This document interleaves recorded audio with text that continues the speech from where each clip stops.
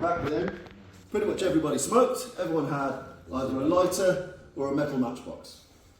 And the idea is that even if you're a prisoner of war, this wouldn't really be taken off you. This is just something that everyone's got a lump of metal. Everyone's carrying a lump of metal. Today, everyone carries a lump of foam, and some of them are robust enough to do this with. But your matchbox, whether it's a cigarette case or a lighter, is essentially having the metal element protrude out of this. And the principle being that it's not weird for you to have this in your hand, is it? So if you're speaking to people, interrogating people, you're having a conversation, it's not weird to be, I'm going to be lighting up, I'm going to be doing other things. The notion of the matchbox hook is essentially moving your arm like a ship's wheel.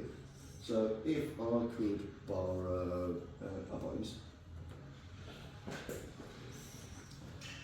The idea is the artifice of the conversation with this in your hand. Again, it's quite natural.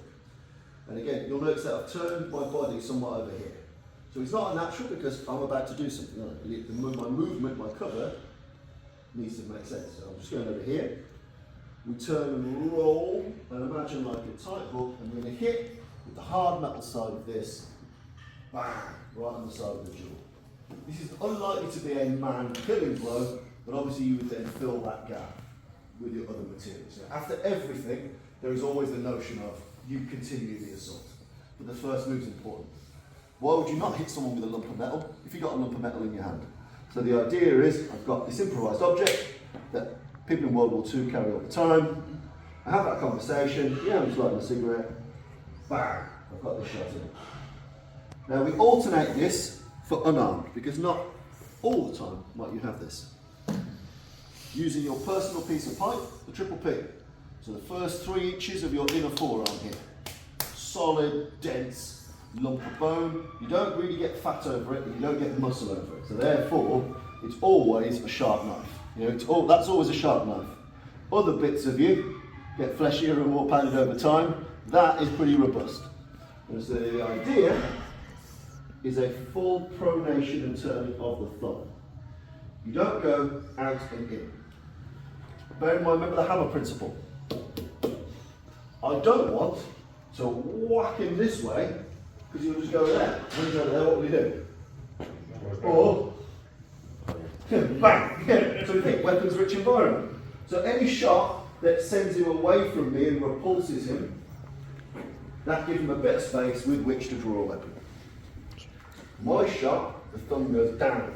Displeased Emperor. Bang! Because then I don't repel him away from me, because I want to get to a position, hammer nail, bang, bang, bang. I want him splat right at my feet. I don't want him sprawled over there, because even if he was on his back, bang, bang, bang.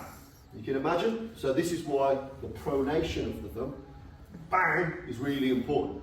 If I hit cross, I launch him over there. If I hit down, I launch him there. And I can be on him then and finish that job. So the prerequisite elements of the matchbox hook. Load the shotgun. If I stay here, the shotgun's not, there's no ch-ch. If I go here, what I've essentially done is ch-ch.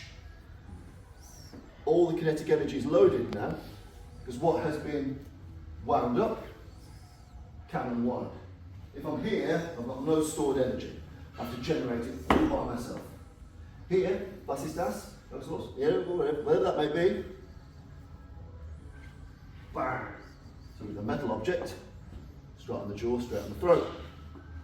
Without the metal object, pronation of the thumb. And you'll feel that gets you the sharper edge of the forearm.